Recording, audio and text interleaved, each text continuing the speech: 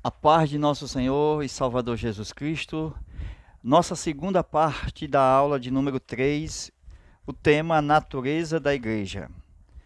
Lição 3, veja aí o tópico 2, nossa segunda parte da aula extra. A natureza da igreja nas suas dimensões local e universal. Local e universal. Biblicamente podemos afirmar, falar da igreja em relação à sua dimensão espacial, isto é, em relação ao local ou ao espaço geográfico. Ela pode ser vista e sentida. Nesse aspecto, a igreja existe localmente.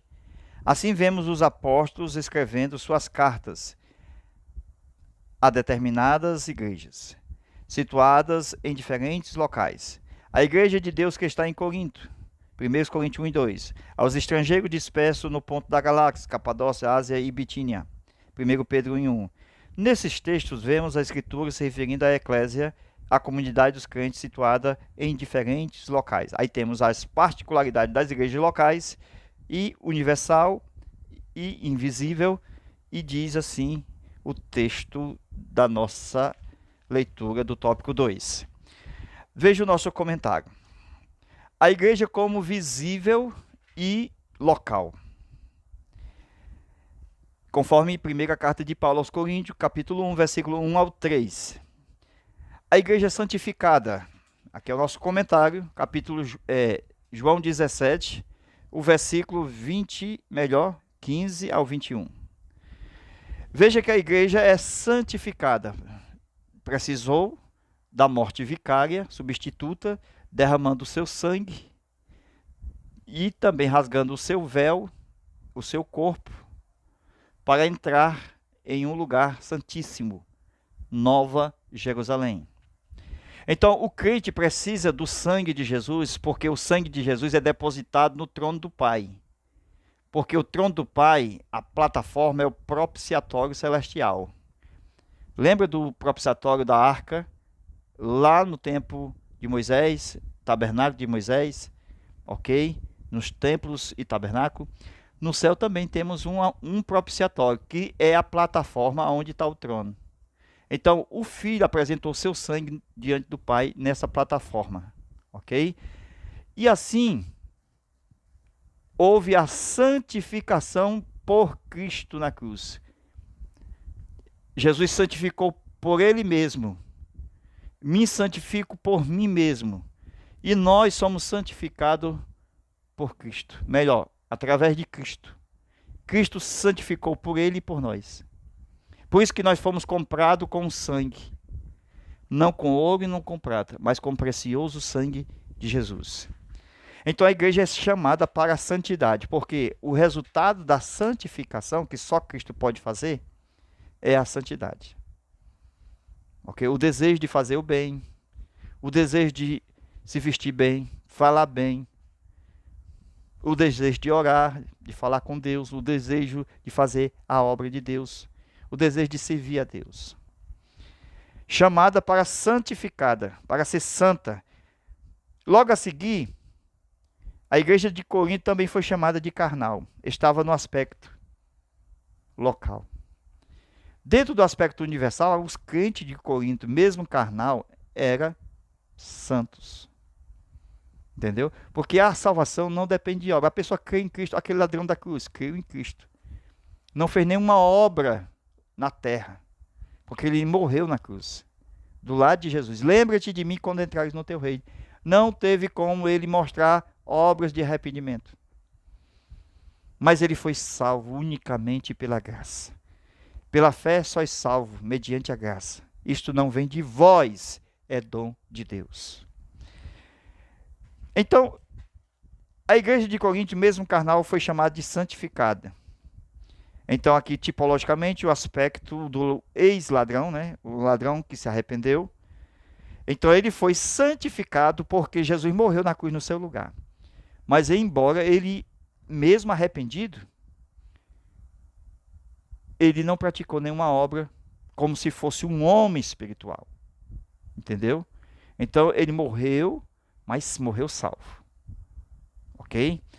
1 Coríntios, capítulo 1, versículo 2. A igreja de Deus que está em Coríntio, aos santificados em Cristo, chamados para ser santo. Capítulo 3, versículo 1. E eu, irmãos, não vos pude falar como a espirituais, mas como a carnais. O crente carnal é salvo? Dentro do aspecto que ele luta, mesmo sendo vencido pela carne, ele é salvo.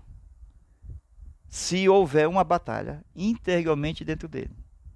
Mas mesmo assim, é vencido pela carne, ele é salvo. O que é isso? É porque se nós estamos lutando contra o pecado, mesmo caindo e se arrependendo, porque João disse, filhinhos, se pecarmos, temos um advogado. Não é porque temos que sair pecando, mas se pecar, ok? Tem uma correção, tem uma disciplina, mas tem o sangue, tem o bálsamo, tem a cura. Nada está perdido. Arrependei-vos e convertei-vos. Deus espera que haja mudança. Amém? Mas é claro que o carnal, ele está mais para menos do que para mais. E com isso, ele pode se bombear, porque ele está na corda bamba. Ele pode cair e não voltar mais atrás.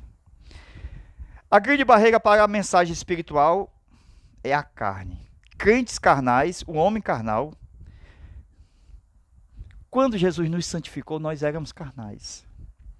Então há um processo para ser um homem espiritual. Um homem que só deseja as coisas de Deus, que só gosta das coisas de Deus, que só ama as coisas de Deus, que só busca as coisas de Deus. Um homem espiritual. Isto se fala da parte em que somos transformados de glória em glória. A luz do justo brilha cada dia mais, até que seja dia perfeito. Então nós estamos brilhando. Não é porque nós estamos brilhando que somos perfeitos. Não, ela vai ser perfeita. Vai chegar um dia em que essa luz vai estar mais clara, ou melhor, até mesmo do que o sol do meu dia. Jesus se santificou por nós e se santificou por ele. Me santifico por mim mesmo. Mas como Jesus se santificou por ele se ele nunca pecou? Porque o aspecto da santidade é nosso e o aspecto da santificação é dele.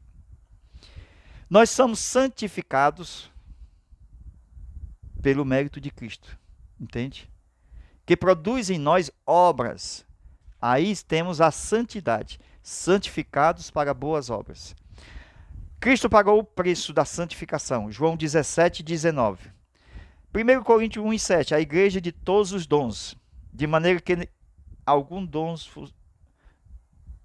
dom algum vos falte. Uma igreja carnal, santificada, mas, veja, cheia de dons. Paulo exorta os irmãos à unidade. Veja 1 Coríntios capítulo 1, verso 10. Que sejais uníssonos no falar, para que não haja dissensões entre vós. Então Paulo está mostrando aqui a perfeição da unidade no modo de pensar e no mesmo parecer. Por isso que está escrito em Filipenses capítulo 2, versículos 2, 5 ao 9, tendo em vós o mesmo sentimento em que houve em Cristo Jesus. Olha aí, o sentimento de humildade. Tenha também em vós o sentimento que houve em Cristo Jesus, o sentimento de humildade. Qual foi? Ele, sendo Deus, se esvaziou, se humanizou, o sentimento de humildade. Jesus foi humilde, foi servo, mesmo sendo Senhor e Deus. Glória a Deus. Então veja Hebreus capítulo 12, versículo 23. A igreja em seu aspecto invisível e universal. Vós tendes chegado ao monte Sião, a cidade Jerusalém celestial, a companhia de milhares de anjos, a Assembleia Universal. Versículo 23. A igreja dos primogênitos escrito nos céus. A igreja é uma, não existe duas ou três igrejas. A igreja é uma, ela foi formada desde a promessa do Antigo Testamento. Abraão, Isaac e Jacó, os heróis da fé, são a igreja dos primogênitos. Nós fazemos parte desta igreja universal. que temos o princípio desta igreja dos primogênitos. Chegamos ao juiz de Deus, ao juiz e Deus de todos, e aos espíritos dos justos aperfeiçoados. A igreja, quando no seu aspecto militante, ela está na terra, e no seu aspecto triunfante já está no céu. No céu, os espíritos dos justos aperfeiçoados esperam a ressurreição do seu corpo. Enquanto na terra, os vivos esperam a transformação do seu corpo. E no arrebatamento haverá a ressurreição de mortos, dos justos aperfeiçoados, dos seus espíritos, e também haverá transformação e arrebatamento de vivos, no soar da última trombeta. Esta igreja dos primogênitos é formada por todos aqueles que foram justificados mediante a fé. A igreja dos primogênitos é aquela que morreu antes de Cristo, na terra, mas que está salva. Ela está na Nova Jerusalém, aguardando a sua bem-aventurança da ressurreição do seu corpo. O espírito do justo aperfeiçoado é aquele que, em vida, recebeu a ação do Espírito de Deus, do Espírito de vida, habitando no seu espírito humano, fazendo com que esse espírito nasça de novo. Nascer da água e do espírito. Jesus falou para Nicodemos. Veja a igreja em busca da unidade. Filipenses 2:2 diz o seguinte: tendo uma mesma maneira de pensar, um só amor, uma só alma e um só sentimento. No capítulo 2 de Filipenses, no versículo 15, no capítulo 2, nós temos sinais de unidade. Aí nós contamos de 1 ao 15. Encontramos 15 sinais de unidade. São provisões do fruto do Espírito que geram regozijo ministerial. O exemplo de unidade vem também de Jesus. Além do Espírito da unidade, Jesus também, veja Filipenses 2:5, que haja em vós o mesmo sentimento de unidade que houve também em Cristo Jesus. O mesmo sentimento, é a unidade. João 17:21, para que todos sejam um, assim como tu és um comigo, ó Pai. E eu em ti, e tu em mim, tu em mim, és em mim. Que também seja eles, Jesus orando, oração sacerdotal, eles sejam um só, assim como tu és um em mim. Eles sejam um em nós. Este é o modelo da unidade que ele nos deixou para seguir. Jesus deseja que sejamos um. Jesus disse, eu e o Pai somos um. A igreja de Jesus é um. A igreja do Espírito Santo é um. A igreja e o Pai é um. A igreja e Deus é um. Então sejamos um, assim como as 3 pessoas da divindade são um. As 3 pessoas são um. Um só Deus, uma só essência, um só modelo de unidade. O modelo da unidade é maravilhoso e precisamos conhecer ainda mais. E esta unidade da divindade é um mistério. Por quê? Porque é como se um ovo tivesse 3 gemas. As 3 gemas, as 3 pessoas, a clara, a essência do Espírito, um só Deus, entende? Um só Deus, uma clara, que move 3 gemas, e a casca seria o corpo da encarnação. Não tem a casca? Pois bem. Então veja aí essa tipologia. Agora, antes do princípio da criação, o Senhor e Yahvé, Jeová, usava o nome para as 3 pessoas. Por exemplo, Jeová, ele usa, no Antigo Testamento, tanto era o Pai, como o Filho, como o Espírito Santo. Um nome para as 3 pessoas. Jeová falando a Jeová. É isso que nós vemos na Bíblia. E disse Jeová a Jeová. Era um nome dado às 3 pessoas. O Filho é Jeová, o Pai é Jeová, o Espírito Santo é Jeová. Está tudo na Bíblia. Assim como um só corpo do Filho do homem tornou-se um só corpo para as 3 pessoas. Então, um só nome, Jeová, um só corpo. Na plenitude dos tempos, quando houver o tudo em todos, né? A plenitude da divindade habitará na essência do corpo de Cristo, na unidade. Veja que a essência dos 3, Pai, Filho e Espírito Santo, é Espírito. João 4:24, Deus é Espírito. Mas há um só Espírito e que há uma só pessoa em três. Melhor. Mais uma vez. A essência dos três, isto é, das três pessoas, é Espírito. O Pai é Espírito, o Filho é Espírito, o Espírito Santo é Espírito. Mas há um só Espírito, porque há uma só divindade que se move as três pessoas. Ok? Neste modelo de unidade, o Espírito Santo une o Pai e o Filho, aonde nós temos um movimento da divindade na Trindade, isto é, nas três pessoas. Ok? A divindade é única, mas as pessoas são ok? São três. Veja Filipenses capítulo 4, versículo 3 ao 6. Veja um só nome, veja um só Espírito e um só corpo, ok? O corpo do Filho foi um projeto antes da fundação do mundo. O corpo do Filho, esse corpo, antes da fundação do mundo, nós temos o projeto na mente do Pai. Por isso que ele é o primogênito de toda a criação, Colossenses 1:15. De acordo com o projeto antes da fundação do mundo, aí temos a necessidade da criação do corpo. Porque o Pai pensou, você é um homem. Enquanto Deus pensava em ser um homem, os homens pensam em ser Deus.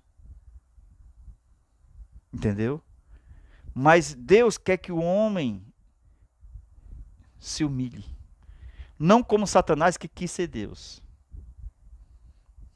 Deus quis ser homem para nos levar até Ele. Haja em vós o mesmo sentimento que houve em Cristo Jesus. Jesus, sendo Deus, tomou forma humana para revelar o Deus invisível. Então veja o sentido invisível do Deus, agora local, encarnado no Filho. Então o sentido aqui é universal e visível, local. Jesus é homem e Jesus é Deus. E sempre Jesus foi Deus. Agora veja a continuação, chegando na conclusão. Hoje todos os membros da Igreja de Cristo, o corpo do Senhor, recebem dons diretamente do Senhor, para proveito comum do corpo. Moisés tinha a esperança de que o Espírito do Senhor estaria no corpo. Então, ele tinha a esperança de que haveria Deus de derramar o seu Espírito sobre toda a carne. Veja o que Moisés disse na sua esperança. Quem dera que todo o povo de Deus fosse profeta. Entendeu? Aí veja Paulo falando no Novo Testamento que se for para a glória de Deus e tiver em ordem, todos podeis profetizar. Esse foi o sonho de Moisés. Que todos fossem profeta. E Paulo diz, todos podem ser profeta. Porque o Espírito Santo foi derramado a cada um. O corpo, a igreja, deve entender que o Espírito Santo está repartido sobre cada um dos seus membros. E se há corpo, há manifestações. O Espírito veio para glorificar a Cristo. Foi dado para proveito comum. Por mais que seja poderosa a unção individual de um homem ou de uma mulher, se estiver fora do corpo, esta unção minguará. Davi tinha uma harpa, e Davi era ungido pelo Espírito Santo de Deus. Mas chegou um momento que a harpa não funcionava mais, a unção minguou. E ele foi se refugiar lá na escola dos profetas. Lembra de Samuel, que inaugurou a escola dos profetas? E foi ali que ele pôde estar em um corpo, aonde o Espírito não minguará. Hoje o Espírito Santo enche o corpo. A obra do Espírito Santo no Antigo Testamento, veja, 100%. O resultado na possessão do Espírito Santo em pessoas. E não podia ser julgado. Os profetas profetizavam e não podia ser julgado. Era 100% a atuação do Espírito Santo na vida das pessoas, usadas profeticamente pelos profetas, por Deus, através dos profetas. Hoje o Espírito Santo trabalha junto com os homens salvos. Assim a profecia precisa ser julgada. Porque o Espírito Santo, ele não vem para a alma, ele vem para o espírito humano. Olha a diferença. Quer dizer que o profeta era tomado, possuído. A sua alma tinha o Espírito Santo. E no Novo Testamento é o espírito humano que tem o Espírito Santo. Quer dizer que no Antigo Testamento havia uma possessão do profeta, cheio do Espírito Santo, na sua alma.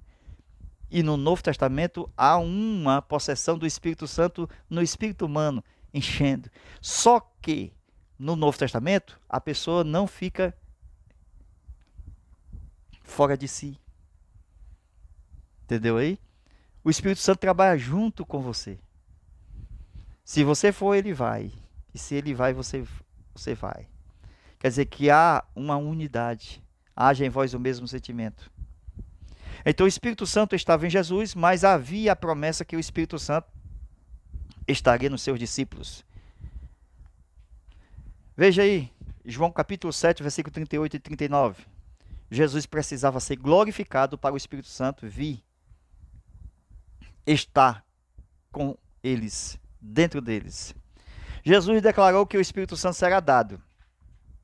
Não estará mais sobre eles, com eles, mas dentro deles. João 14, 17. Ele, o Espírito Santo, habita convosco, mas eu prometi, estará em vós. O Espírito estará em vós. Paulo diz, vós sois o templo do Espírito Santo. O Espírito Santo habita dentro do templo. Ele não vem mais sobre, ele não vem mais possuindo a alma. Ele habita produzindo novo nascimento. Ele habita do acasalado no espírito humano, que convence a alma, que enche o corpo, que batiza. Amém? Glória a Deus. Estamos preparando mais aula e enviaremos em breve a lição de número 4. A paz do Senhor a todos, fica com Deus e até a nossa próxima aula, se Deus quiser. Amém.